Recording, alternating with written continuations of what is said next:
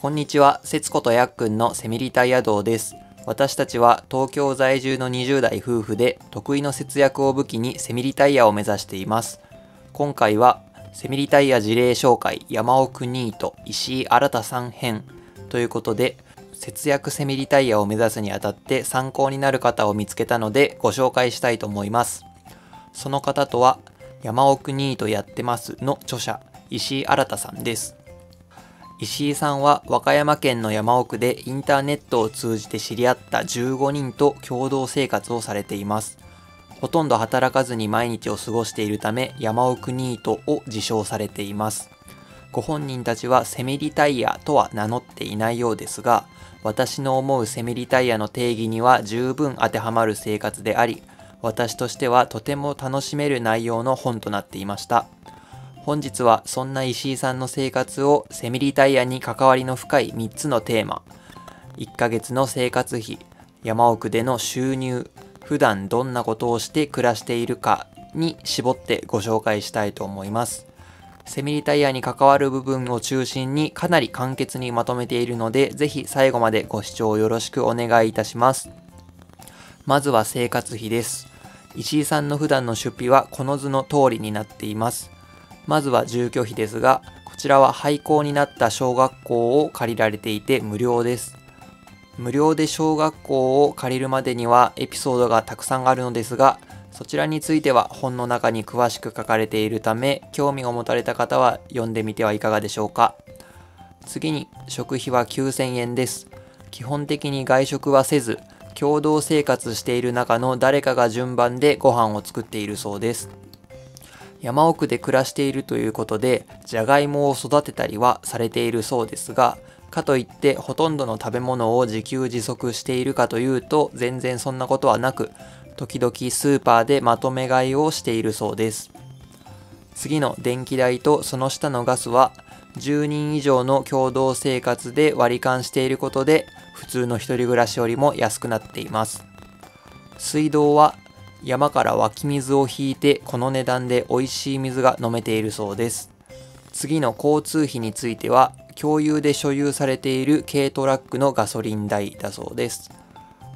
通信費については本に記載はありませんでしたが、これもインターネット代を割り勘しているのかなと予想しています。最後の交際費0円ですが、これも共同生活をしているので、リビングに行けば誰か話し相手がいる状態ということで、人付き合いにお金がかかることはないそうです。以上の合計で月におよそ1万8000円で生活されているそうです。山奥に住んでいること、大人数で共同で生活していることのメリットをフルに活かした生活の仕方で、とても興味深いと感じました。誰でも取り入れることができるわけではない部分も多いかもしれませんが、こういう極端なやり方をしている人のことを知ると勉強になりますし、なんだかワクワクします。次に山奥での収入例をご紹介します。山奥で月収20万円稼げる仕事を探すとなるとなかなか難しいそうです。ただ、石井さんたち山奥ニートは先ほどお伝えした通り、月に2万円から3万円あれば十分に生活できるため、そのくらいの額であれば稼げる仕事はたくさんあるみたいです。ここではその中からいくつかご紹介します。現在の石井さんの生活で一番中心となっているのはブログ収入です。中心となっている収入源ではあるものの、高収入を目指してたくさん頑張るというよりは、ゆるく続けることをモットーにされているようです。ここからは山奥ならではのアルバイトが続きます。まず花切りです。花切りとは山で榊などの葉っぱを取ってきて売る職業で、一束何百円かで買い取ってもらえるそうです。慣れた人だと1日100束取ることもできるそうです。次に梅の収穫です。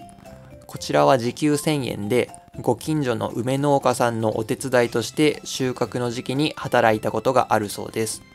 6月から7月の短い期間しかないお仕事ですが、梅の実は昔青いダイヤモンドと呼ばれていたくらい綺麗で、収穫するお仕事はやりがいがありそうです。他のお仕事は一つずつ紹介はしませんが、ご覧の通り山奥ならではの仕事やインターネットを利用してどこでもできる仕事など案外幅広い印象でした。仕事に困っている様子はなく、むしろアルバイト先で社員になることをお願いされて、ニート生活を優先するために断っている山奥ニートの方もいるそうです。最後に山奥ニートの方々が普段どんなことをして過ごしているかをご紹介します。朝は11時頃に起床し、晴れた夏の日は海で泳いだり、徹夜で対戦ゲームをしたり、思いつきでバーベキューをしたり、プロジェクターで映画上映会をしたりと毎日楽しく生活されているそうです。本を読んでいると、山奥は自然があふれているため遊びにお金がかかりにくいこと、集団生活をしていることでちょっとしたことをイベントとして楽しみやすいことなどから、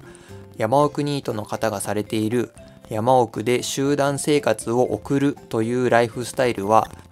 楽しいセミリタイヤ生活ととても相性が良いものだなぁと感じました。私自身もセミリタイヤを目指してはいますが、セミリタイヤ後の生活はなかなかイメージしにくいため、このようにあまり働かずに楽しく暮らしている方の例を知ることができるのはとても勉強になりました。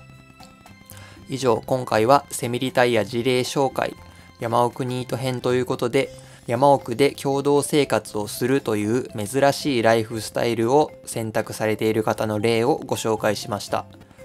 この動画でご紹介したこと以外にも面白い内容がたくさんありましたので、気になった方は本を読んでみてはいかがでしょうか。このチャンネルはお金の話をゆるく楽しく赤裸々にご紹介していくチャンネルとなっています。コツコツとマイペースで頑張っていきたいと思いますので、高評価、チャンネル登録で応援していただけると嬉しいです。質問などがあればコメントいただければお返事します。それでは次回の動画でお会いしましょう。さようなら。お金お金お金お金お金ふんふんふんふんふん